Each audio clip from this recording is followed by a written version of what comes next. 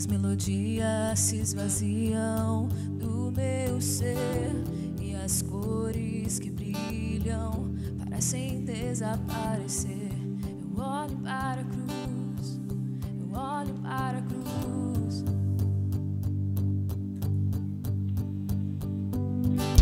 Uma canção então surge mais uma vez. As tuas mãos levantam as minhas mãos.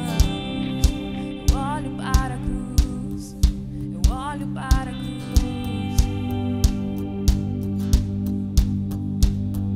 És bem maior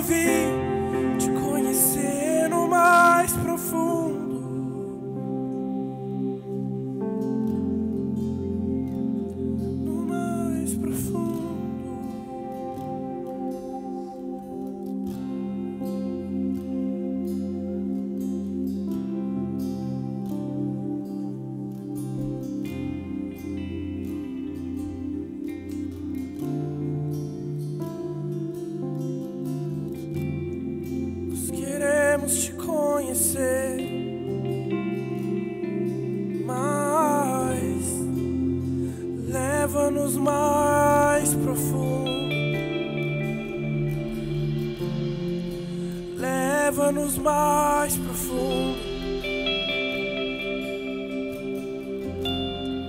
Nós queremos ir mais além. Nós queremos mais.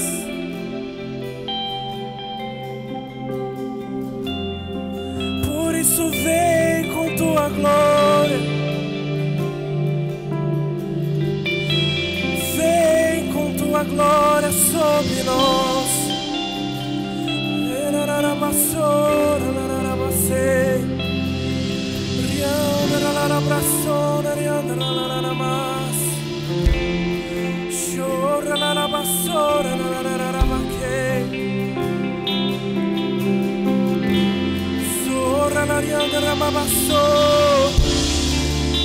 Então leva-nos mais fundo, leva-nos mais fundo. Chora lá na manacê. Leva-nos mais fundo, leva-nos mais fundo. Amarabaçou.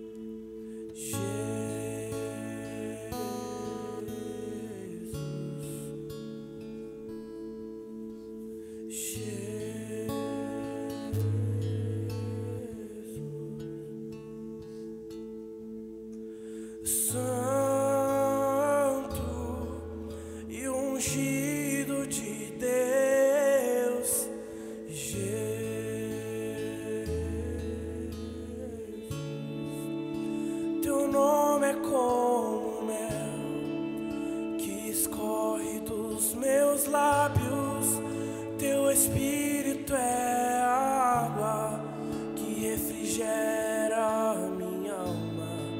Tua palavra é a lâmpada para os meus pés. E eu te amo, eu te amo.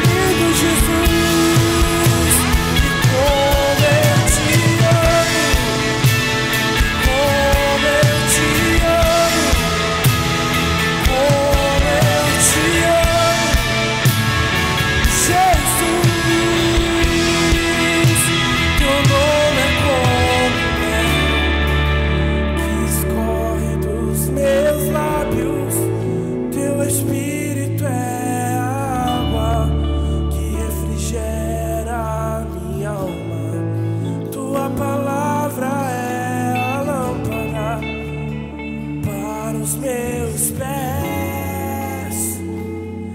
E eu te amo, eu te amo, como eu te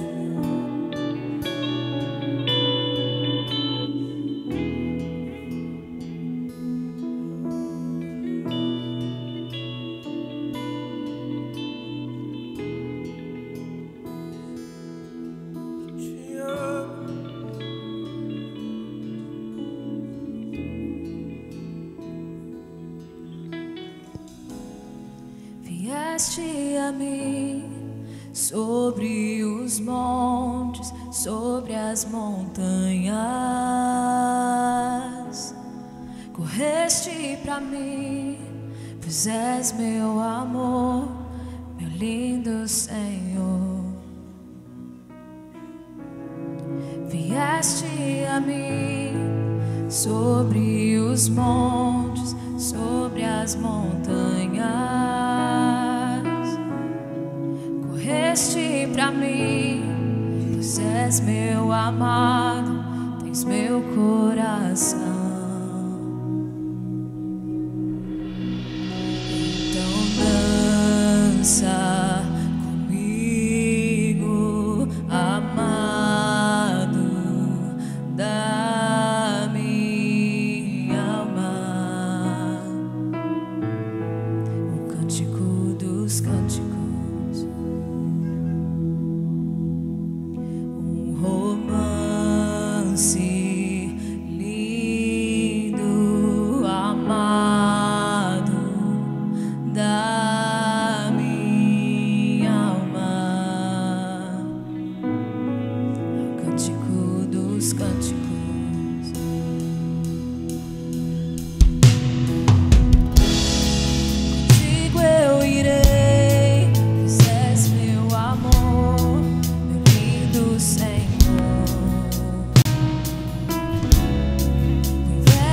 Se foi e a primavera chegou.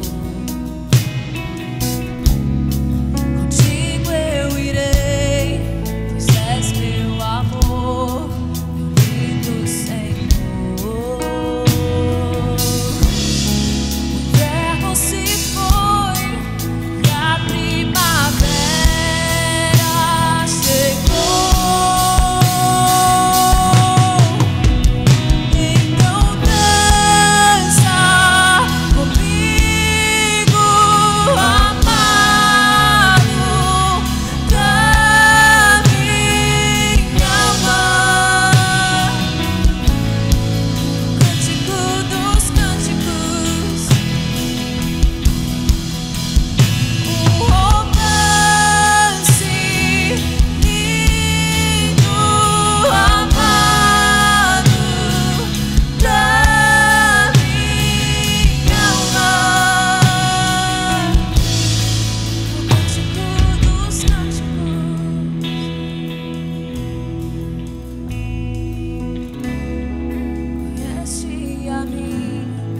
Sobre os montes, sobre as montanhas,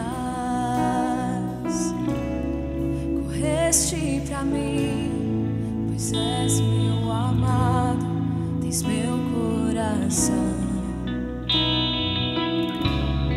Contigo eu irei, pois és meu amor, meu lindo Senhor.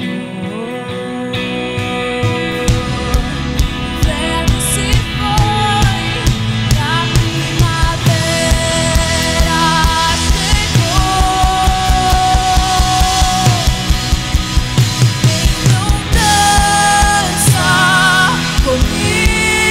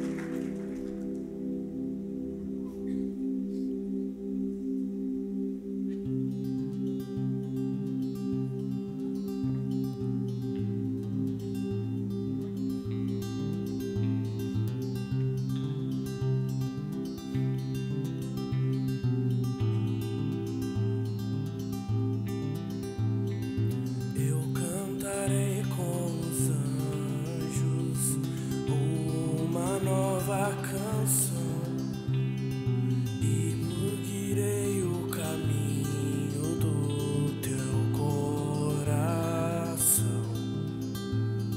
Saciarei minha sede nos teus rios de amor e buscarei o teu rosto onde quer que for. Eu te amo mais que tudo, como para ti. Não há outro que me enche de alegria e paz.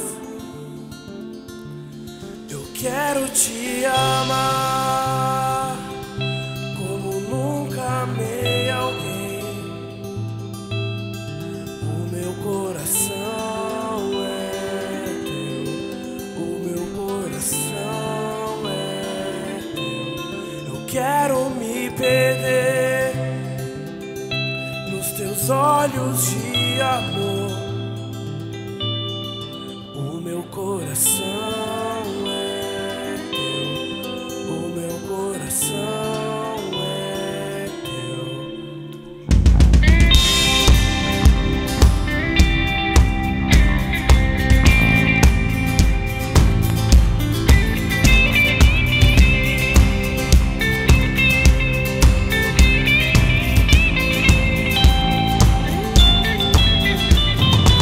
Eu cantarei com os anjos uma nova canção e seguirei o caminho do teu coração.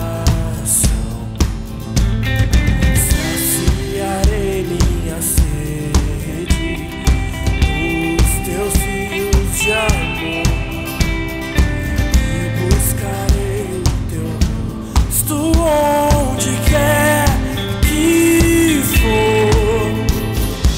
Eu te amo mais que tudo, corro para ti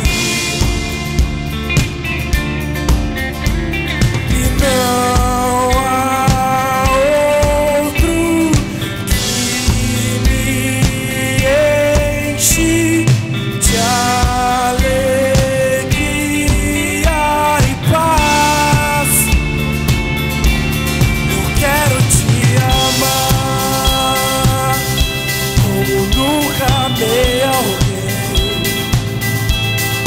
O meu coração é teu, o meu coração é teu. Eu quero me perder nos teus olhos de amor.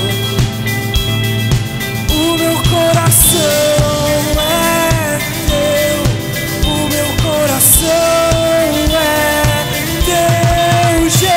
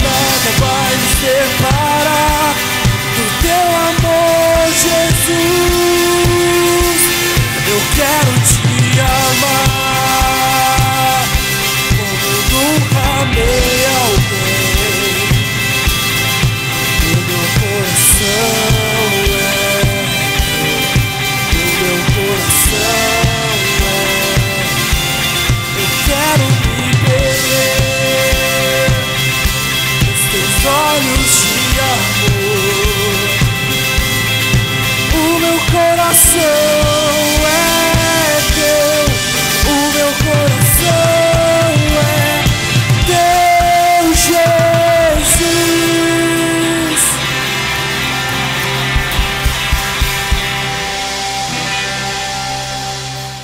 Glória a Deus.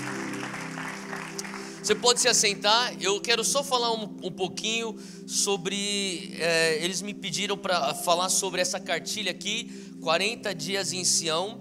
Se você você que nunca jejuou tanto tempo assim, existem diversos tipos de jejum, existem maneiras de você jejuar que seriam as maneiras mais saudáveis. A gente tem tudo descrito aqui nesse manual de jejum e oração. Aqui a gente fala também o porquê que nós estamos jejuando. Tem declarações aqui bíblicas que nós fazemos nas nossas orações. A gente explica aqui maneiras diferentes de você orar. Eu quero te encorajar, você está pegando isso aqui, você pode pegar essa cartilha, ela vai estar à disposição lá na sala de oração. Então você que está com um grupo de amigos, talvez o teu link, que você está planejando vir um momento já separado para isso, você pode estar adquirindo isso aqui, você pode dar uma lida, que vai trazer muito mais contexto, toda a base bíblica para o nosso jejum e oração. E também, se você também não quer pegar isso antes, conversa com o teu líder de link, ou líder de ministério, eles devem ter também cópias dessa cartilha, e você pode estar pegando isso lá embaixo, amém? Quantos aqui vão participar do nosso 40 dias em Sião? Tá bom, não deixa de participar. Deus, fala com quem está ao teu lado, eu te vejo na sala de oração, venha jejuado, que vai ser bem melhor, amém? Glória a Deus. Eu queria só compartilhar, hoje a gente vai falar um pouquinho sobre oração, é a mensagem que eu preguei no culto das 8, vou pregar também lá no Butantão hoje à noite. Mas antes de eu entrar nesse assunto e na mensagem de hoje, eu queria falar sobre algo que Deus está fazendo nesse exato momento, e não é um outro lugar. E eu sei que o Dunamis não é a Monte Sião, e Monte Sião não é o Dunamis, são duas entidades separadas, mas eu também sei que tem muitas pessoas da Monte Sião envolvidas com Dunamis e vice-versa. E ontem eu estive lá na fazenda do Dunamis, na Dunamis Farm, lá para perto de Registro, não é bem na cidade de Registro, é nos arredores de Registro, 2 horas sul daqui. E você pega a Regis, você vai 2 horas e você vai estar chegando lá perto da fazenda da Dunamis Farm. Para você que é novo, não conhece, é uma história também que não tem tempo para a gente entrar em detalhes, mas a maneira como Deus nos deu essa fazenda é algo miraculoso. E o Senhor sempre falou para nós sobre o destino e o legado que aquela terra tem, ela carrega. E é uma terra muito grande. Para você que conhece de alqueires, né? Eu não sabia de nada de alqueires até o Senhor começar a falar sobre fazenda. Depois eu fui para o Google e descobri que era um alqueire, ou quanto que era um alqueire, né? Eu sou nascido e criado aqui em São Paulo, então muito pouco contato com o mundo rural, mas é um espaço muito grande de 260 alqueires. Então, quer dizer, é muito grande, é a área do bairro de Perdiz, é o tamanho daquela fazenda. Então, é muita terra, e era a segunda maior fazenda de chá do Brasil, exportava chá para o mundo inteiro, e há já 2 décadas que está desativado em relação ao chá, mas o Senhor começou a falar que aquele lugar vai exportar avivamento para o mundo inteiro. E nós temos fé daquilo, dessa palavra. A gente já pegou essa palavra lá atrás. E enfim, tem muitos detalhes que não dá para a gente entrar por conta do tempo. Mas essas últimas 2 semanas, o Senhor tem feito algo incrível lá. Nós estamos com uma escola da Jocum lá de Kona, a base de Jocum lá de Kona. Eles têm uma escola de missões para curto prazo, para as férias. São 21 dias de escola de missões e 10 dias no campo missionário. Total de 1 mês que os jovens se dedicam para essa escola de missões. Então pessoas estão se doando para isso. A maioria são universitários que estão pegando suas férias de faculdade, estão investindo talvez dinheiro que eles talvez passariam temporadas em outros lugares, estão investindo para serem treinados como missionários e também para abençoarem as nações. E que nem eu falei, o Senhor está levantando algo lá que é único. Só lá nesse exato momento tem pessoas que vieram de tudo quanto é canto do mundo para serem treinados lá na verdade a cidade se chama Pariqueraçu. Alguém já ouviu falar de Pariqueraçu? Tá, alguns já. Nossa, que milagre. Eu nunca tinha ouvido falar de Pariqueraçu até a gente descobrir essa fazenda. Mas se você for parar para pensar, o mundo está indo para Pariqueraçu. De todos os lugares do mundo eles escolheram ir para Pariqueraçu. Pessoas da Austrália, Coreia, Japão, Alemanha, Noruega, Estados Unidos, são 9 nacionalidades representadas lá. 300 jovens sendo treinados, 22 estados brasileiros, até pessoas do Acre. Eu perguntei se o Acre existe, eles falaram, não existe, tá lá, lá em cima, mas existe. 4 jovens do Acre estão lá sendo treinados também, e pessoas que vão para 10 nações depois de lá, saem para 10 nações. Então a gente está vendo o cumprimento. Eu não sei se você já participou disso, do momento onde você começa a enxergar o cumprimento da profecia de Deus na tua vida. Sabe, é algo único quando você começa. Então ontem eu estava lá, estava com a Júnia, e daí a Júnia falou para mim, eu estava no momento que eu estava assim, olhando para o nada. Ela falou, você está bem? Eu falei, estou bem. Ela falou, o que você está pensando? Eu falei, é muito surreal esse negócio.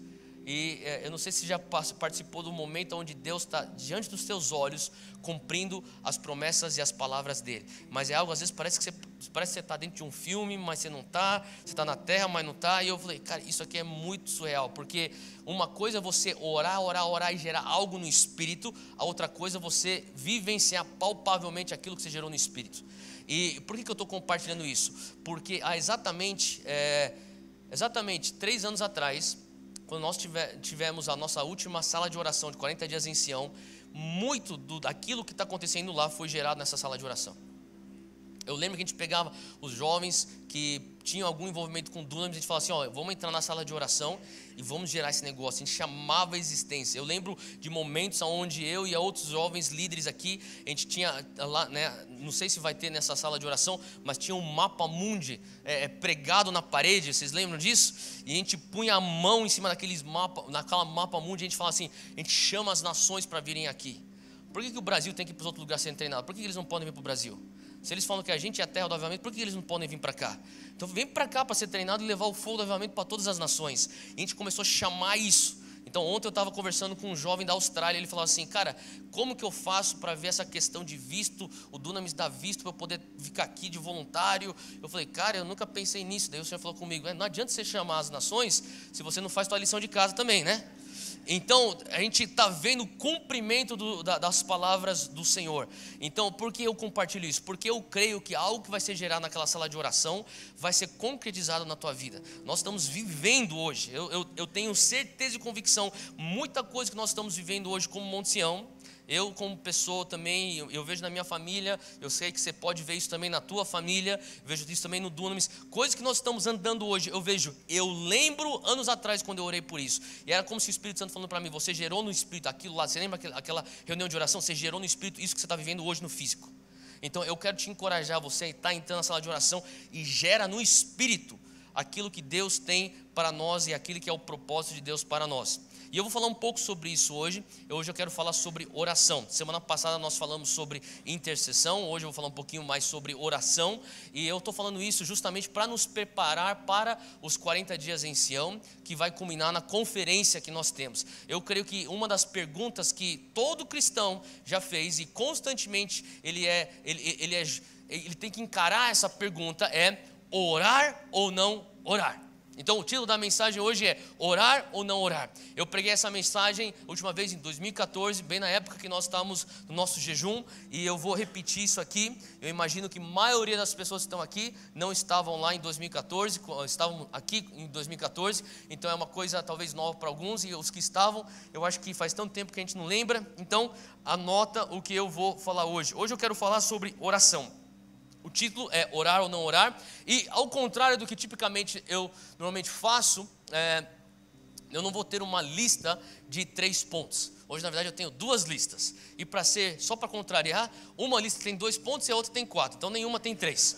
Tá? Então, a primeira lista tem 4 pontos. E eu queria começar falando sobre o porquê nós não oramos. Mas antes de nós entrarmos nessa lista do porquê que nós não oramos como cristãos, eu acho interessante que Jesus, isso você vai encontrar só no Evangelho de João, não no Evangelho de Mateus, nem Marcos, nem Lucas, só no Evangelho de João. Se você pega o capítulo 13 até o capítulo 17, existe algo, uma narrativa que está acontecendo aqui. O capítulo 13, o primeiro que eu mencionei aqui, Jesus está lavando os pés dos seus discípulos. Então, João 13 é a lavagem dos pés dos discípulos, e daí entra no capítulo de João 14, João 14, João 15 e João 16. E muitos teólogos acreditam que esses 3 capítulos é justamente o diálogo que Jesus está tendo com os seus discípulos na última ceia. Então, é a conversa que Jesus está tendo com os seus discípulos logo antes, na última refeição, a última ceia, aquela lá que nós já conhecemos como aquela pintura famosa da última ceia. Logo antes dele ser capturado, ser preso, levado para a cruz, ele está tendo esse diálogo que acontece no capítulo 14, 15 e 16. E na sequência, em João 17, ele está no jardim Getsemane em oração, passando por muito sofrimento. Tá? Então eu queria que você tivesse essa estrutura na tua mente do que está acontecendo de João 13, João 14, 15, 16 e 17. Agora, entendendo que o diálogo dele é o 14, 15 e 16 na última ceia, eu queria abrir 3 versículos, 3 passagens, um em cada capítulo, para nós entendermos algo que Jesus está enfatizando para os seus discípulos. Então abre comigo em João 14, versículo 13. João 14, 13.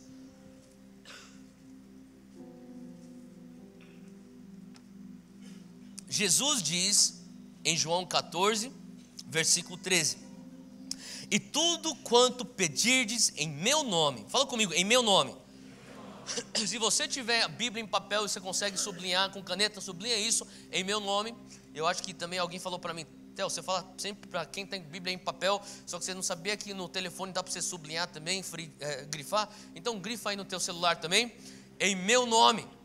É para você entender que eu não uso Bíblia no celular porque eu sou muito ungido, eu uso de papel. Brincadeira.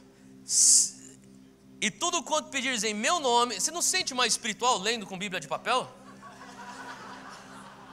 Não é? Parece até mais ungido. Parece que Deus fala: agora eu respeito, vou aparecer. Tipo, ele fala, senão com o celular você tem que convencer Deus: Deus, eu não estou no WhatsApp, eu estou lendo tua palavra mesmo. Mas com a Bíblia parece bem mais espiritual. E tudo quanto pedirdes em meu nome, eu o farei, diz o Senhor, para que o Pai seja glorificado no Filho. Isso aqui é Jesus falando.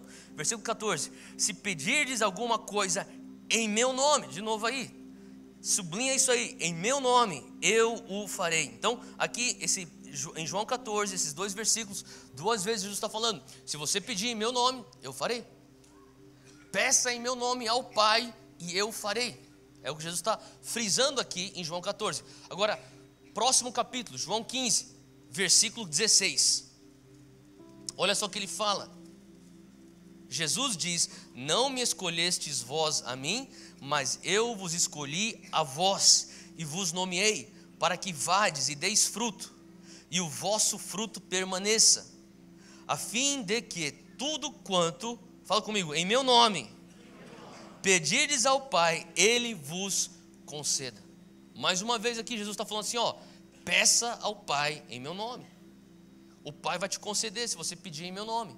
Ele está querendo transmitir uma mensagem aqui para os seus discípulos, no mesmo diálogo, terceira vez que ele está falando isso. Capítulo 16, vai comigo, próximo capítulo, versículo 23, ele diz que naquele dia nada me perguntareis. Tem uma versão que diz, naquele dia nada me pedireis. Ele diz, na verdade vos digo, que tudo quanto pedirdes ao meu Pai, em meu nome, mais uma vez sublinhe isso aí, Ele vô-lo há de dar. Até agora, nada pedistes, o quê? Em meu nome. Pedi e recebereis, para que a vossa alegria se cumpra. Tem uma tradução que diz, para que a vossa alegria se complete. Então, o que Jesus está falando assim? Tantas vezes ele está falando assim, pessoal, daqui a pouco eu estou sendo preso, eu vou ser crucificado, eu vou embora. Eu vou ressuscitar, mas eu vou ascender, eu vou embora. Mas lembre-se, tudo o que você precisar, peça ao Pai em meu nome. Se você pedir em meu nome, Ele vai te conceder. Agora, se nós escutamos tanto Jesus falando para nós, peça em meu nome, nesse diálogo da última ceia, você tem que entender que isso aqui não é qualquer ceia, isso aqui é a última ceia. Talvez o último momento de qualidade que Ele tem com seus discípulos. E você reserva as coisas mais importantes para você dizer logo no teu último minuto com alguém, ou no teu último momento com aquela pessoa, antes de vocês se separarem. Jesus está reservando aquele momento para falar algo muito importante, algo muito precioso ao seu coração. Ele está falando assim, pessoal, vocês precisam entender o valor de vocês orarem em meu nome. quando vocês oram em meu nome, o Pai te concede. Peça em meu nome. Agora, se nós escutamos Jesus enfatizar tanto isso, por que que nós não oramos então? Por que que nós constantemente temos essa pergunta, devorar ou não devorar? Eu sei que eu devo orar, mas eu não vou orar. Uma coisa é eu saber na minha razão que eu devo orar, mas outra coisa é eu saber aqui no meu coração que eu devo orar. Eu não sei se eu oro ou não oro. Eu não sei se eu sou o único aqui, mas eu imagino que não. Todos nós já fomos pegos por momentos onde nós estamos em conflito. Será que eu oro ou não oro? Não é verdade? E aqui eu quero dar uma lista de 4 razões por que nós não oramos. 4 razões que obviamente não é uma lista exaustiva, mas eu diria que são 4 razões que eu acho que em pelo menos 2 ou 3 dessas razões, você pode falar isso aí, testifica comigo, isso tem a ver comigo. Eu não oro e já pensei nisso. A primeira razão pela qual muitos de nós não oramos é por apatia. Fala comigo, apatia. Às vezes a gente não tem essa proatividade, a gente está apático, a gente está olhando aquilo, vendo uma situação acontecer, e especialmente nós aqui no Brasil, a gente está cercado de tanta tragédia, a gente olha tanta injustiça, às vezes a gente fica, sabe, tantas coisas ruins que nós estamos presenciando que a gente acaba ficando até apático, a gente fica até paralisado, a gente olha as coisas acontecerem e isso não choca mais. Eu estava vendo outro dia no noticiário uma daquelas câmeras aquelas câmeras de segurança pegando um assalto, e uma das coisas que mais chocou foi a reação das pessoas. Muitas vezes tem reações de pessoas da sociedade que elas se indignam e fazem alguma coisa a respeito, mas infelizmente nós estamos vivendo momentos onde as pessoas estão vendo pessoas sendo assaltadas, sendo vítimas, e parece que existe na sociedade uma apatia, tipo, isso acontece. Não tem mais aquela indignação, aquela proatividade. Algo tem que ser feito a respeito disso. Faz sentido? E uma coisa que eu comecei a pensar, eu estava conversando até com outro pastor outro dia, um pastor lá de Brasília. Falei, sabe, incrível que em 2014 nós tivemos as nossas eleições. E as pessoas, tinha alguns líderes no corpo de Cristo, pessoas que eu respeito muito, eles estavam falando, nós precisamos jejuar, nós precisamos orar pelo Brasil, essas eleições são orações cruciais. Só que se você cresceu na igreja que nem eu cresci, você escuta isso todas as eleições. Então, eu confesso que no meu coração eu falei, mais uma vez, mas de novo ter que ficar jejuando, orando. Eu falei, a gente mora no Brasil, cara, como se isso fosse desculpa para você não orar a respeito da liderança do nosso país. E tinha uma certa apatia, eu confesso que tinha uma certa apatia no meu coração. E eu vi isso ao redor de muitas pessoas que estavam perto de mim, líderes do corpo de Cristo, especialmente líderes jovens. E eu vi, 2014, as eleições, vamos orar. E não tinha aquela proatividade.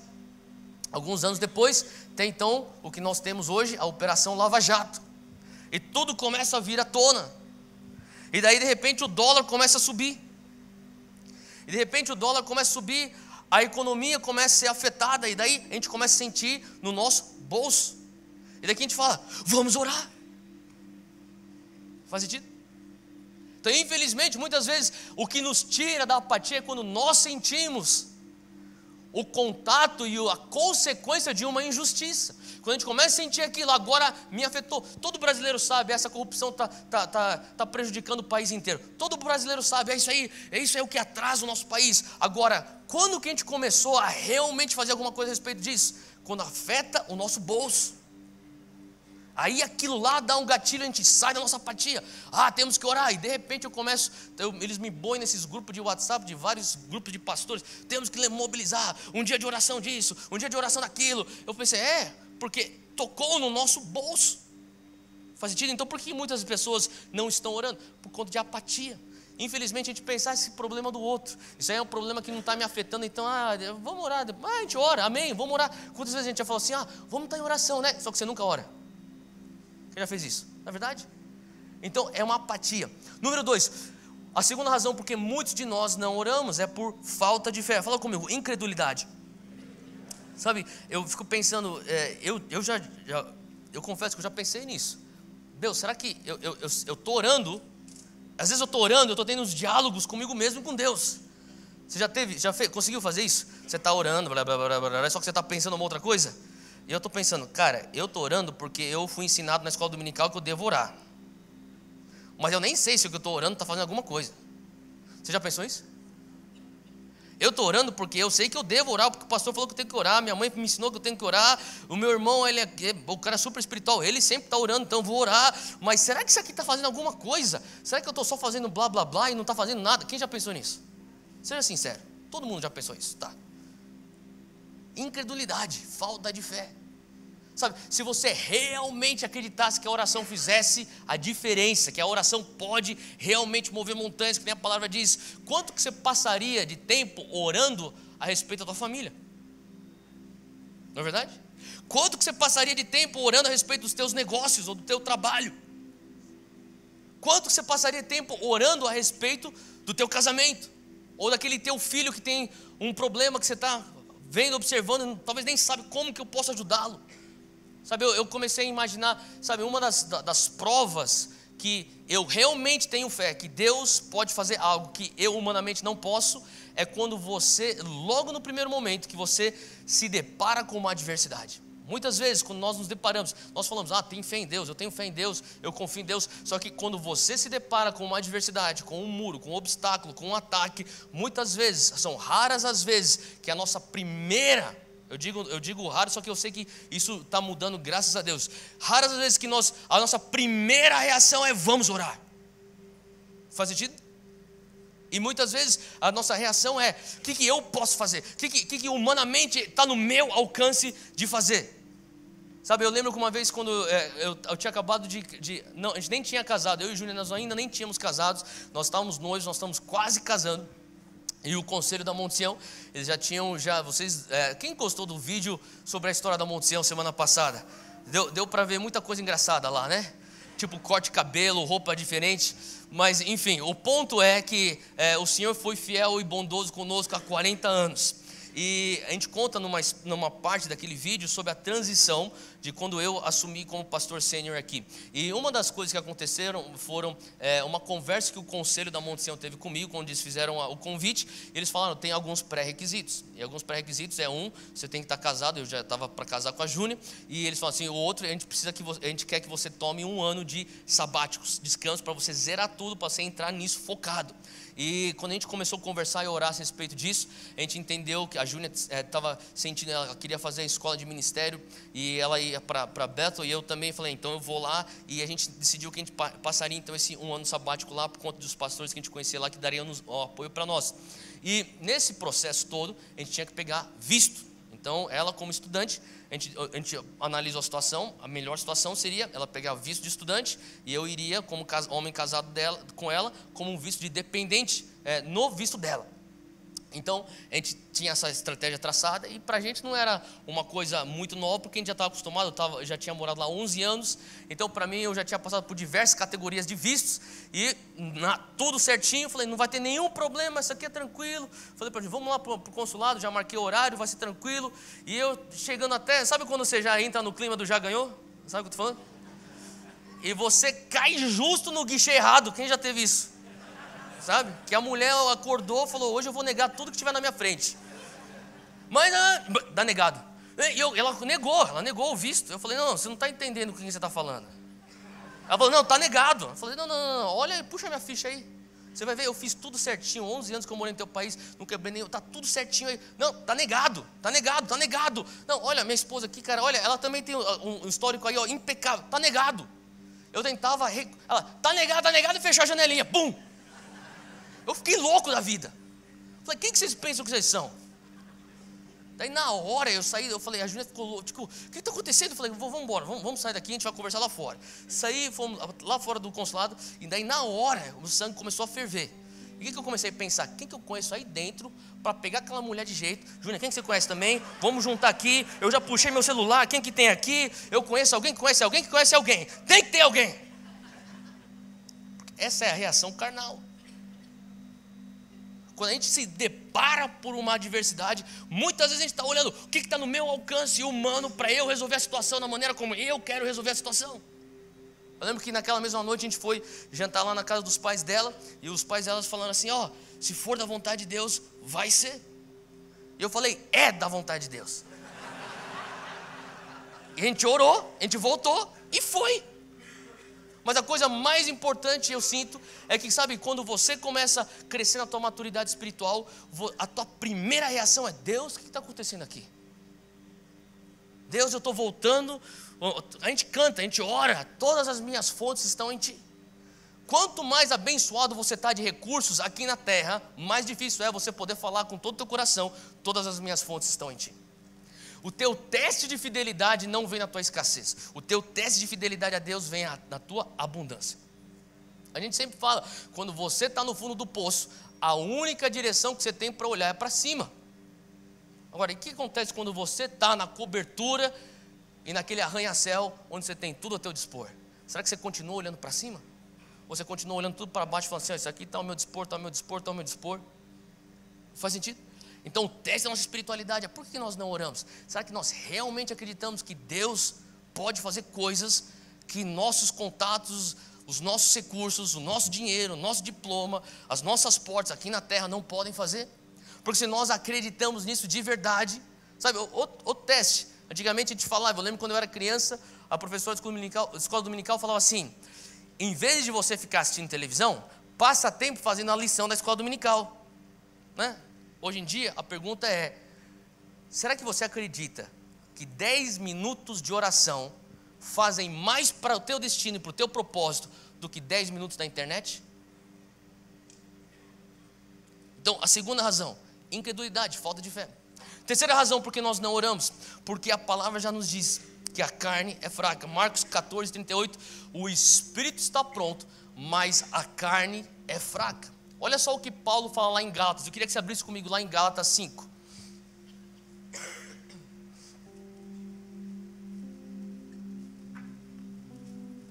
Gálatas 5 diz algo muito interessante. Ele descreve esse embate entre a carne e o espírito. Paulo diz assim: pois a carne deseja o que é contrário ao espírito. 5,17. Gálatas 5,17. Pois a carne deseja o que é contrário ao espírito, e o espírito deseja o que é contrário à carne. Eles estão em conflito um com o outro, de modo que vocês não fazem o que desejam. Gálatas 5,17. Eu não sei se você já passou por isso. A tua carne falava assim: não precisa orar, está muito corrido para orar. E o teu espírito fala: você precisa orar. Quem já passou por isso? Todo mundo. Sabe o que eu penso?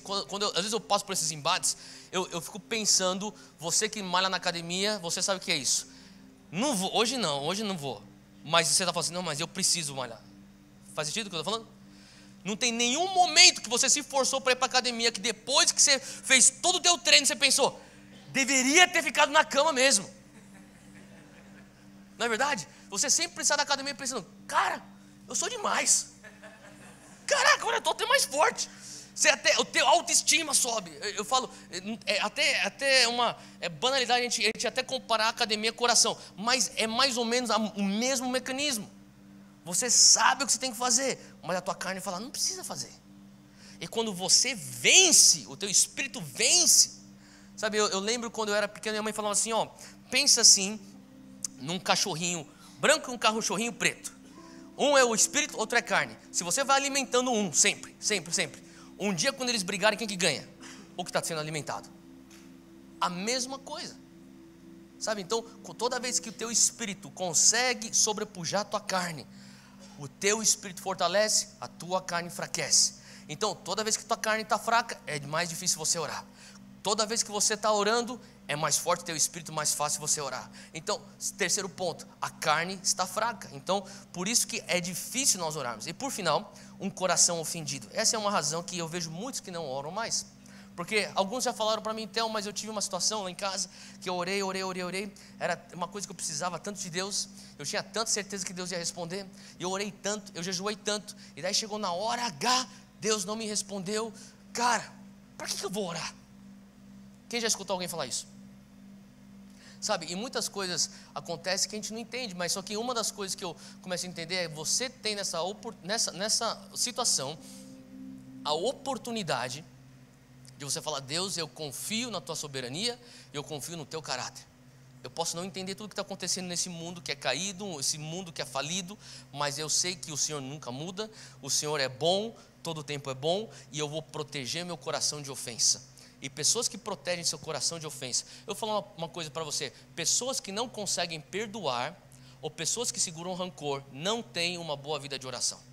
Não tem como uma pessoa falar assim: mas eu uma pessoa carrancuda, cheio de rancor, que não perdoa, fala: mas eu oro 4 horas por dia. Não, você está só falando palavras, você está só reclamando na tua oração, mas você não está orando, porque é impossível você orar com o coração ofendido. E eu estava lembrando aqui no culto das 8 horas de uma situação que aconteceu agora recentemente, talvez uma semana atrás, 10 dias atrás, 8 dias atrás. Um dos nossos jovens líderes aqui, o seu pai também, que era membro aqui da nossa igreja há um tempo, já faz 2, 3 anos, não, 1 ano, já vem batalhando câncer. E todas as vezes que eu ia com o Igor para visitar o pai dele e o Igor e a família toda sempre acreditavam: Deus vai curar, Deus vai curar, Deus vai curar. E sempre em oração: Deus vai curar, Deus vai curar. Eu lembro que domingo passado, quando o seu Arlindo foi para estar na glória, e eu estava lá com a família, lá no cemitério, eu estava abraçando o Igor. Eu simplesmente, tem momentos que você não precisa falar nada, você precisa só estar lá. Eu estava abraçando o Igor e partiu dele. O Igor falou assim, ele olhou para mim e falou assim: Theo, Deus é bom, Ele continua bom, eu não entendo o que está acontecendo, mas eu sei que Ele é bom. Faz sentido? O que ele estava falando? Eu escolho não ter meu coração ofendido com isso. Eu não entendo tudo. E talvez tenha certas coisas que a gente só vai entender quando nós estivermos na glória. Mas é a nossa obrigação, ou melhor, está ao nosso alcance, blindarmos o coração de ofensa. Naquele momento, a coisa mais assim, Deus falou muito comigo, porque eu estava na fazenda, o Igor estava lá na fazenda também, e no final aqui, anteontem, conversando com ele, ele falou assim: eu vou ministrar. Ele estava indo ministrar em alguma outra cidade aqui, ele tinha um convite para ele pregar. E eu falei: você está indo, você tem certeza que você vai? Ele falou assim: não, eu vou lá e eu vou orar pelos enfermos, porque Deus vai curar. Faz sentido o que eu estou falando? Um coração que fala assim: eu não permito ofensa entrar no meu coração. Então, 4 razões porque muitas pessoas deixam de orar. Porque as pessoas a gente às vezes fica preso na nossa apatia, na nossa incredulidade. Muitas vezes a nossa carne está fraca, a gente precisa fortalecer nosso espírito. E também porque o nosso coração está ofendido. Então nós temos que blindar o nosso coração de ofensa. Eu falo assim, eu uso esse exemplo, eu digo: nós temos que ter um coração de teflon. Sabe o que é um coração de teflon? Aonde vem as ofensas, elas batem, elas deslizam. E também vem muitos elogios, e você não usa os elogios como tuas medalhas. Toda a glória para ti, Deus. Vem os elogios, deslizam. Vem as ofensas, deslizam. Vem as críticas, deslizam. Vem as falsas acusações, deslizam. Faz sentido? A maneira de você terminar bem: cria um coração de teflon. Fala comigo: Deus me dá um coração de teflon. Deus sabe como Ele vai fazer isso. Amém. Agora, por que nós devemos orar? Por que devemos orar? E agora eu falei que eu tinha uma lista de 4, eu tenho uma lista de 2. 2 pontos porque nós devemos orar. O primeiro ponto que devemos orar, e quando eu vou falar sobre esses pontos, eu diria que esses são os 2 pontos que o inimigo usa para nos convencer que nós não devemos orar. Sabe que o inimigo muitas vezes ele não tem nem criatividade para criar uma boa mentira, então ele pega uma verdade e só torce. E ele pega a verdade que Deus é soberano, ele torce aquilo e faz com que nós venhamos acreditar: porque Deus é soberano, eu não devo orar. Então o primeiro ponto é: Deus é soberano. E é por isso, justamente por isso, que nós devemos orar, porque Deus é soberano. Agora, se você for parar para pensar, mas justamente faz sentido eu não orar porque Deus é soberano. Mas se você for realmente entender o que significa soberania na Bíblia, no contexto bíblico, teologicamente, o que significa soberania, vai fazer muito mais sentido você orar uma vez que você entende Deus como soberano do que quando você não entende Ele como soberano. Porque soberania significa supremacia. Fala comigo: supremacia. Se tiver, anota isso. Deus, o nosso Deus que nós servimos, é um Rei Supremo. Ele é o Criador do céu e da terra. Ele continua reinando como Rei Supremo sobre tudo que existe, sobre nossa vida, sobre tudo que está nessa terra, nesse universo. Ele é o nosso Rei Supremo. E por conta da soberania de Deus, muitas pessoas começam a pensar: bom, se Deus é soberano, Ele vai fazer o que Ele quer fazer, independente daquilo que eu fizer. Então por que eu devo orar? Quantos já pararam para pensar isso? Eu já pensei tantas vezes, Deus, o Senhor é soberano, né? Então como que funciona isso? Se o Senhor é soberano, é por isso que sabe, é muito difícil você ver pessoas que acreditam que Deus vai fazer aquilo que Ele vai fazer, independente do que eu fizer, e mesmo assim se engajarem em evangelismo e missões. Porque aonde que entra o poder ou a lacuna que você pode exercer influência em relação a isso? Aí Ele já vai fazer, Ele já vai salvar quem Ele vai salvar, Ele vai destruir quem vai destruir, Ele já vai... Não. Quando você começa a entender o que significa a soberania de Deus, é supremacia. Deus, o Senhor, é o Rei Supremo sobre todo o universo. Mateus 6,8, abre lá comigo, eu já vou lendo, se você chegar, você chega, senão você lê em casa depois. Jesus, Ele fala algo no Sermão do Monte, Ele fala assim: o seu Pai já sabe do que vocês precisam antes mesmo de o pedirem. E a gente pensa, calma aí, deixa eu ler de novo isso aqui. Jesus diz, o seu Pai já sabe do que vocês precisam antes mesmo de o pedirem. Então nós pensamos, se o Pai já sabe o que precisamos, então não tem nem por que pedir. Mas o que nós não entendemos é que Jesus está falando assim, Ele já sabe o que vocês precisam antes mesmo de pedirem. Então Jesus está pondo na equação, vocês vão pedir. Jesus está pondo em existência uma vida de oração. É necessário que exista uma vida de oração, mesmo Ele sabendo aquilo que você precisa, mas existe uma vida de oração aqui. E a gente começa a entender isso aqui, e a gente começa a pensar, bom, se é da vontade de Deus, vai acontecer. Quantos de nós já entrei? Sabe, isso é engraçado, porque crente é uma raça bem esquisita. Porque tem momentos que a gente fala assim, não, Deus tem que fazer isso para mim, tem que fazer para mim. Você sabe o que eu estou falando? O cara amarra, o cara, sei lá, faz tudo. Está amarrado, é isso, em nome de Jesus, eu chamo, eu declaro. Beleza, só que tem momentos que você não entende nada, e você fala assim, seja o que Deus quiser. De onde você tirou tanta paz? Você está camuflando tua confusão com uma pseudo-paz. Seja o que Deus quiser. Mas em outro momento você estava lá berrando, vai ser. Onde está a coerência nas suas atitudes? Faz sentido? Então a gente fala assim, seja da vontade, se for da vontade de Deus, vai ser. Agora, deixa eu explicar uma coisa. Da mesma maneira como muitos de nós temos, a gente comete algum equívoco quando a gente começa a traduzir a soberania e nós não entendemos que é a supremacia, muitos de nós não estamos entendendo o que é a vontade de Deus. Sabe, se você for pegar essa palavra no texto original, vontade, você vai ver que é a mesma raiz da palavra testamento. Então, quando alguém que está morrendo, ela escreve o testamento. Fala assim, essa posse vai para fulano, essa posse aqui vai para ciclano, e assim por diante. Esse testamento é o quê? Esse aqui é a minha vontade, isso aqui é o meu desejo. Então, o que Deus está falando aqui nessa palavra aqui? É bem simples, Ele está falando assim, Deus, Ele tem desejos. Para pensar. Então quer dizer, sim, a vontade de Deus vai ser feita, Ele tem desejos, Ele é supremo, Ele tem poder para cumprir o que Ele quiser. Mas, sabe, muitas vezes eu já falei isso e eu vou repetir para alguns que não, vou tentar pôr nesse contexto. O que é a oração? A oração é quando Deus, que é um Deus com poder ilimitado, quem crê que Deus tem poder ilimitado? Ele é ilimitado o suficiente para limitar o seu poder à nossa vida de oração. Faz sentido? Então, Ele tem o poder para limitar o seu poder ilimitado à nossa vida de oração. Por quê? Porque Ele quer ter um relacionamento de amor conosco e não existe amor onde não tem liberdade. Então Ele fala assim, eu te dou liberdade de escolha. Quando você escolhe liberar a minha vontade, o meu desejo na tua vida através da vida de oração, eu vou respeitar a tua escolha, eu tenho meu desejo e eu vou cumprir o meu desejo na tua vida. Faz sentido o que eu estou falando? Então aqui o Senhor está falando assim, eu tenho vontade sim, mas eu tenho meus desejos. Agora eu queria que você parasse para pensar, bom, nós temos que entender então qual é o desejo de Deus. Abre lá comigo 2 Pedro 3, versículo 9.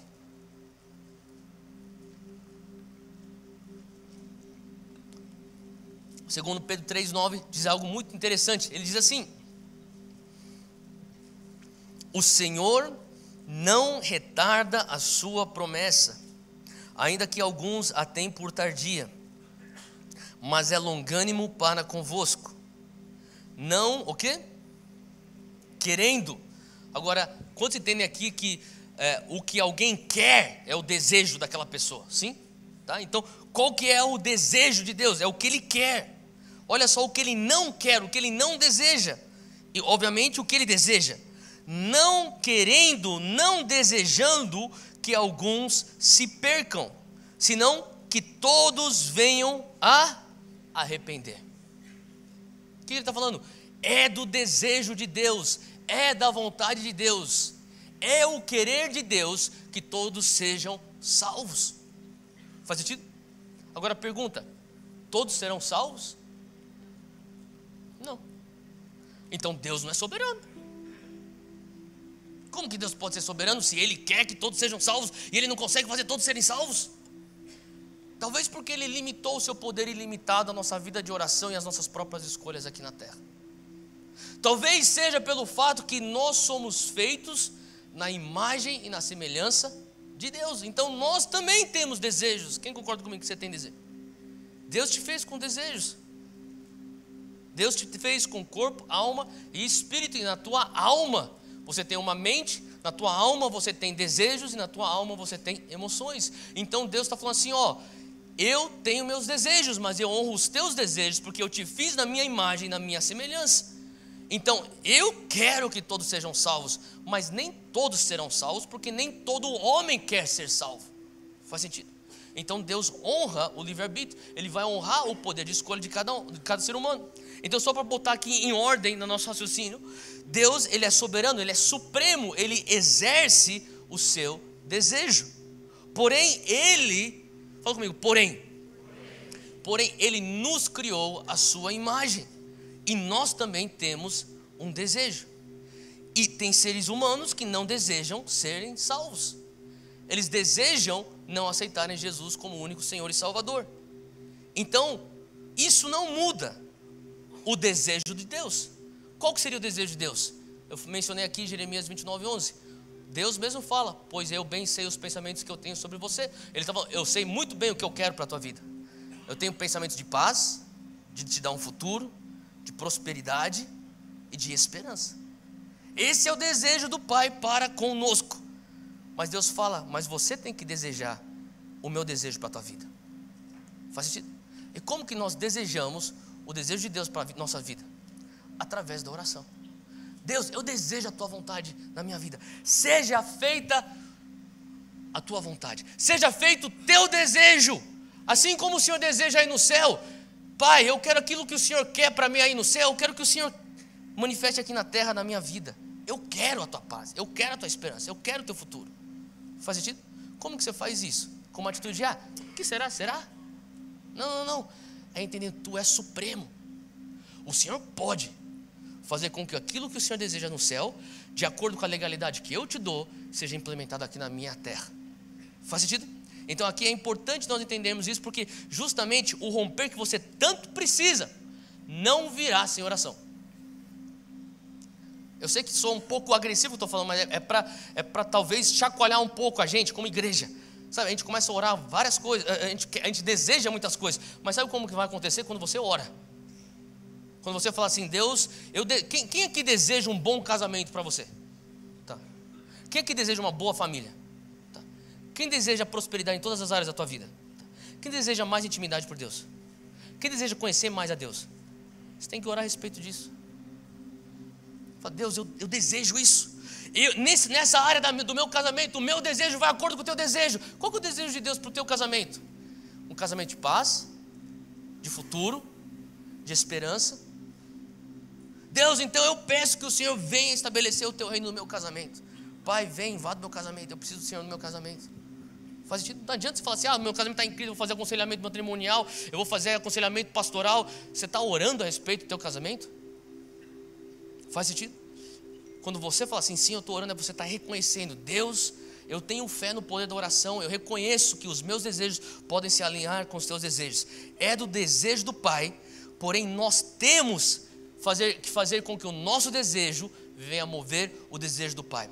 Uma coisa que eu anotei aqui, se você quiser, você pode anotar aí nas tuas anotações, é que nós devemos orar, porque nós estamos orando para o Rei Supremo. É justamente por isso que nós devemos orar, porque Ele é soberano. E há poder nele, todo o poder no universo, para mover tudo em nosso favor. É por isso que oramos para Ele. Então é por conta da soberania dele que nós temos que ter uma vida de oração. Faz sentido? Agora, número 2, Deus é imutável. Fala comigo, imutabilidade. O que significa isso? Aquilo lá que o autor de Hebreus já falava em Hebreus 13, versículo 8. Vocês estão bem? Eu sei que nosso tempo está avançando aqui, mas vou rapidinho, só segura comigo aqui mais 5, 10 minutinhos. Deus não muda, Ele é o mesmo ontem, hoje e para sempre. Malaquias 3,6, abre lá se você conseguir, é só uma frasezinha, mas abre lá, é bom você grifar na tua Bíblia, algo muito forte. A palavra de Deus diz, porque eu, o Senhor, não mudo. Então só aqui em Hebreus 13, no Novo Testamento, Malaquias, no Antigo Testamento, você começa a ver, existe uma imutabilidade acerca da natureza de Deus. Deus não muda. Agora deixa eu te perguntar uma coisa, Deus tratava o povo de Israel lá na época de Moisés, diferentemente do que Ele estava tratando o povo de Israel na época dos apóstolos, concorda comigo? Sim? Então Ele muda ou não muda? É importante nós entendermos a questão, o X da questão da imutabilidade de Deus. O X da questão da imutabilidade de Deus é que Deus não muda na sua natureza e nem na sua no seu caráter. Deus pode e Ele tem já mudado de ideia. Moisés viu Deus mudar de ideia. Abraão viu Deus mudar de ideia. Agora isso faz com que Ele venha a ser um Deus volúvel? De maneira alguma. Ele é o mesmo ontem, hoje, para sempre. Ele já falou isso lá em Hebreus, Ele repete isso lá em Malaquias, eu sou teu Deus, eu não mudo. Então o que Ele se refere é a sua natureza, Ele está se referindo ao seu caráter. A minha maneira de lidar com você vai mudar, mas a minha natureza não vai mudar. Eu posso me arrepender. Olha só o que está escrito aqui, abre comigo lá em Êxodo 32. Aqui Moisés vê Deus mudar de ideia. Sabe, muitas vezes as pessoas pensam, se Deus não muda, por que então eu vou orar? Ele não vai mudar, não é verdade? E é justamente isso que as pessoas usam, o inimigo usa na cabeça das pessoas. Isso aqui, para você não orar, Deus não muda. Para que você vai perder teu tempo orando?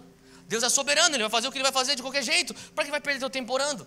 É porque Ele é soberano que você deve orar e porque Ele é imutável que você deve orar. Deixa eu falar, Deus não muda, porque se Deus mudasse, quer dizer que Ele poderia melhorar. E como você pode melhorar uma coisa que é perfeita? Quem quer que Deus é perfeito? Então Ele não muda. Mas o que Ele não muda? A sua natureza. Porque se você for ver lá em Êxodo 32, abre comigo, versículo 14 diz, Êxodo 32, o próprio Moisés, ele está falando aqui, então o Senhor, o que Ele faz? Arrependeu-se. Calma aí, por que Deus vai se arrepender se Ele é perfeito?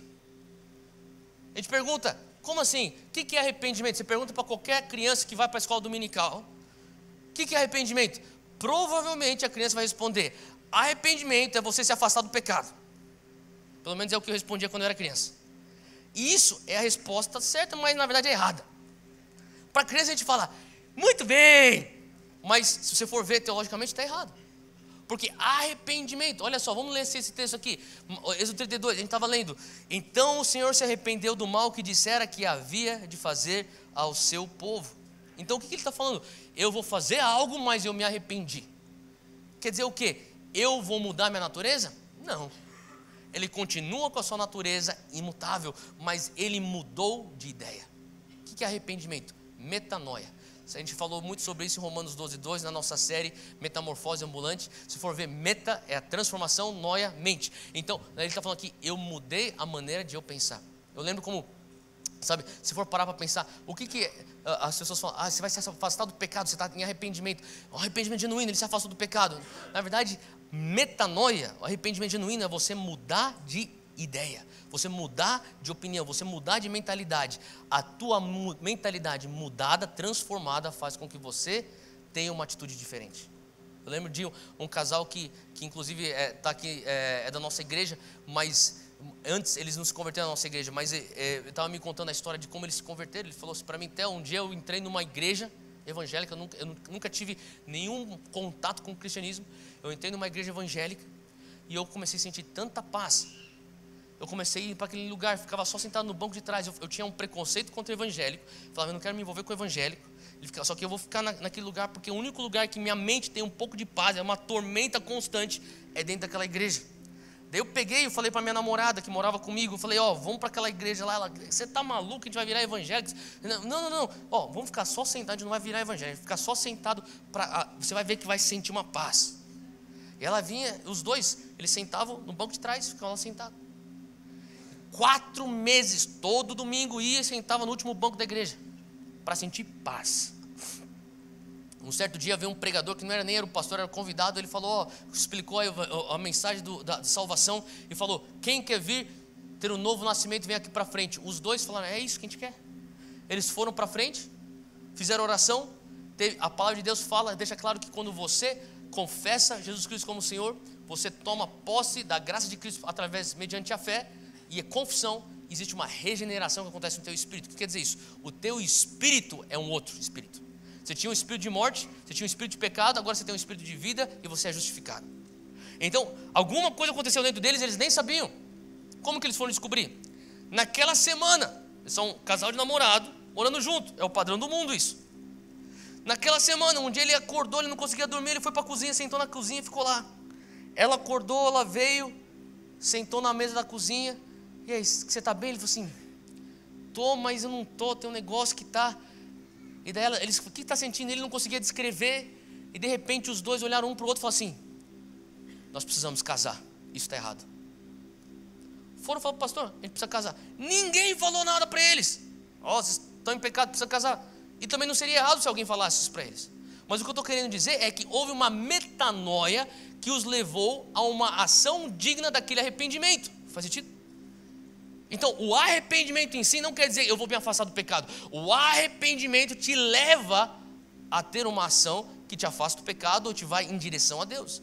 E nesse caso, o próprio Jesus falava assim: se arrependam e creiam em mim. Em outras palavras, quando que você vai crer em Jesus? Quando você tem um arrependimento primeiro. Quando você entende, eu não sou salvo por obras, sou salvo apenas pela graça de Cristo. Quando você muda a tua mentalidade, aí você está pronto para ir na direção de Jesus.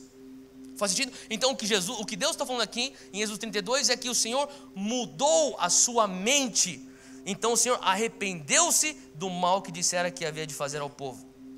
A Bíblia diz, então, agora, importante para a gente, por que Jesus, ou melhor, por que Deus aqui, o Senhor arrependeu-se do mal que dissera que havia de fazer ao povo? Por que ele mudou de ideia? Simples, Moisés orou. Moisés foi e intercedeu pelo povo de Israel. Deus, depois você pode ler Êxodo 32, depois você pega com calma e você lê o contexto. Ele fala assim: Deus, exerça misericórdia sobre nós. Por que ele estava falando sobre isso? Porque ele tinha convicção plena. Deus é imutável, Ele não muda na sua natureza. A natureza é misericordiosa, compassiva, de graça, de perdão. Então eu posso vir aqui e advogar pelo povo. Deus, exerce tua misericórdia, se arrependa, muda de ideia, porque o Senhor é um Deus imutável. O Senhor é o mesmo ontem, hoje, para sempre. O Senhor, nosso Deus, não muda. Faz sentido? É justamente porque Ele é imutável que nós devemos então orar. Se você for parar para pegar a história de Jonas, eu vou terminar com isso aqui rapidinho. A história de Jonas, você lembra a história de Jonas? O que Jonas falava? Eu não quero ir para Nínive. Depois você pega Jonas, 4 capítulos, você lê um dia inteiro, você medita sobre isso. Tá bom? Quem vai ler Jonas essa semana? Se levantar a mão, você vai ficar fiel a isso aí. Pega e você lê Jonas. Olha só o que Jonas falava. Jonas, ele conhecia Deus. Jonas não era tão inocente assim, não. Jonas, ele falava: se eu for lá, o que vai acontecer? O povo vai ter uma metanoia. Eu não gosto desse povo. Esse povo aí é nosso inimigo. Esse povo aí é muito maligno. Eu quero que esse povo queime no inferno. Então o que Jonas falou assim? Eu não vou lá. Porque se eu for lá e pregar para eles, eles vão ter uma metanoia.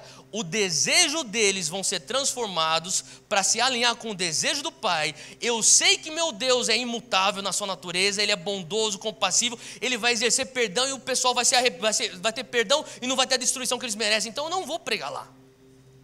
Esse foi o raciocínio de Jonas.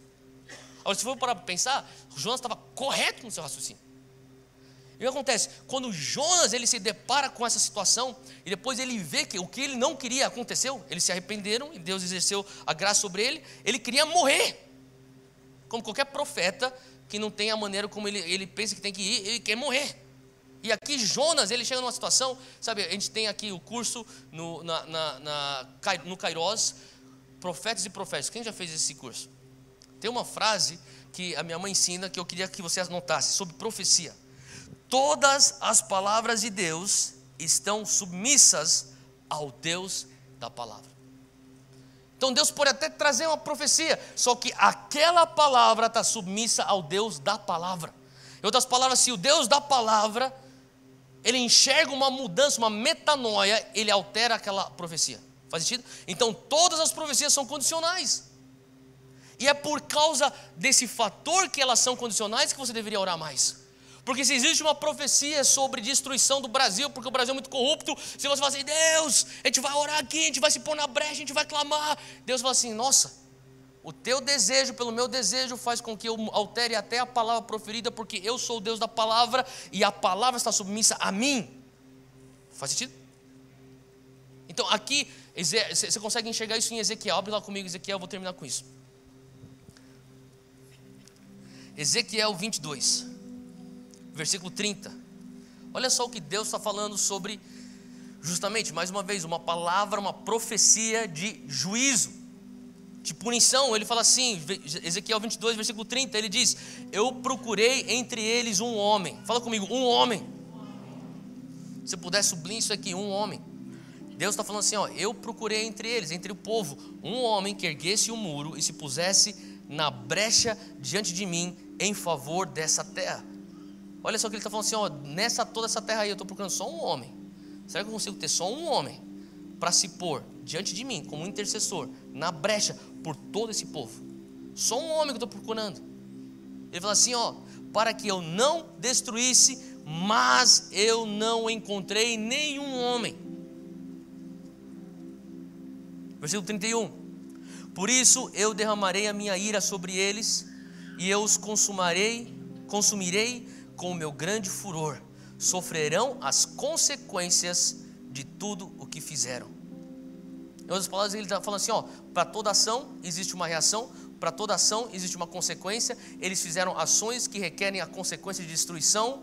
E eu estou aqui, eu estou vendo esse padrão aqui, eu vou honrar esse princípio, mas ao mesmo tempo que eu tenho uma palavra profética aqui de destruição, porque eles estão colhendo sobre eles essa destruição, Deus, imutável, na sua natureza bondosa, na sua natureza compassiva, na sua natureza de graça, ele estava assim, será que, ó, eu já proferi a palavra de destruição porque eu tenho que ser fiel à ação e consequência, mas ele já proferiu a destruição, e ele está olhando, será que tem um homem? Será que tem um homem? Se tiver um homem, se tiver mais um Moisés, se tiver só um Abraão aqui, para advogar em favor desse povo, só um homem, alguém me dá um homem, Deus está falando, me dá alguém aqui, um homem, Deus fala assim, mas nenhum homem, eu tenho que ir de acordo com o plano. Segue o plano. Faz sentido? Ele está pedindo só um homem para se pôr na brecha. O que quer dizer isso? Deus está procurando pessoas que vão orar e se pôr na brecha. Será que você é esse um homem na tua família? Será que você é esse um homem no teu trabalho? Será que você é esse um homem no teu casamento? Ou essa uma mulher no teu casamento? Será que você é esse um líder na tua igreja? Será que você é esse um membro no teu link? Será que você é esse um brasileiro no Brasil? Um homem. Mas não achei nenhum homem. Eu creio que hoje o Senhor está procurando pessoas que vão tapar as brechas, se pôr no muro e falar, Deus, nós sabemos que Tu és soberano, supremo, é por isso mesmo que o Senhor pode operar grandes coisas. Nós sabemos que o Senhor é imutável, é por isso que nós vamos confiar na Tua imutabilidade, que o Senhor tem uma natureza bondosa, compassiva, uma natureza graciosa, e por isso que nós vamos orar mais ainda. Faz sentido? Fica de pé onde você está, eu quero orar com você. Eu creio que com essa verdade no nosso coração, o Senhor está nos convocando para nós entrarmos nesse momento de 40 dias em Sião. Você está entendendo que, eu não vou lá na sala de oração para sentir uma coisinha legal. Não, é muito raso essa razão. Esse motivo para você vir, eu quero ter um pouco de paz, isso é para quem está começando na fé. Mas para você que já está andando com Jesus há um tempo, eu falo para você, você tem que entender, quando eu vou lá, eu me ponho na brecha. Quando eu vou lá, eu me torno esse um homem.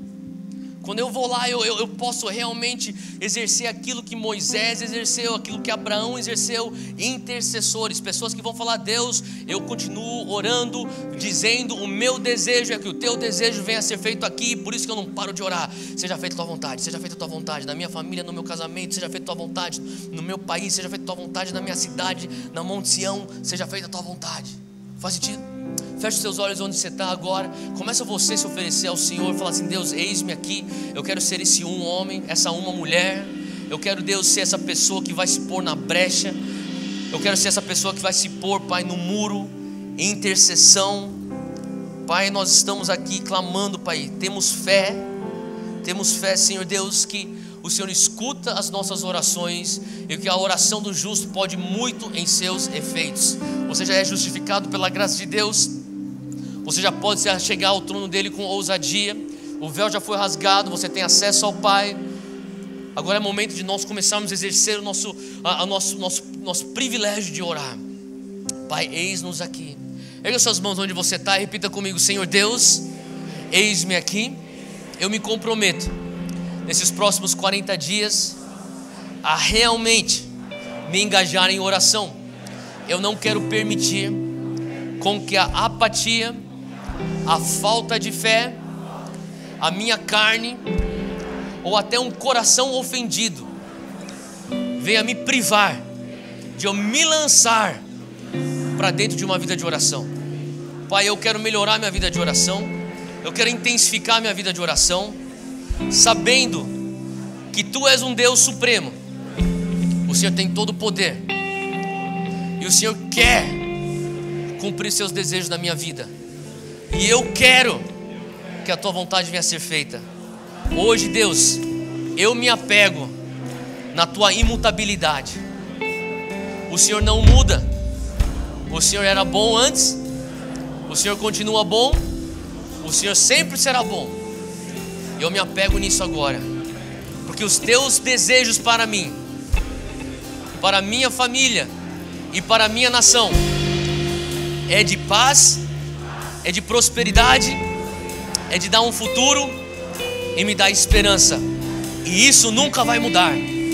Então, Pai, me dá graça para eu intensificar minhas orações. Em nome de Jesus.